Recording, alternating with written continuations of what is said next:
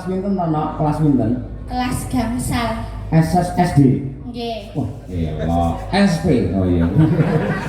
Gila, nggih gawe wayang SP ora nggih. Kelas 5 SD parandene wis kendel suarane wis apik, banter kaya bedhek. Nah iya kaya ngono. Kaya Bukesi mau. Temenanan wis pas lek ngefan kali Bukesi. Ya, kok. Terus sih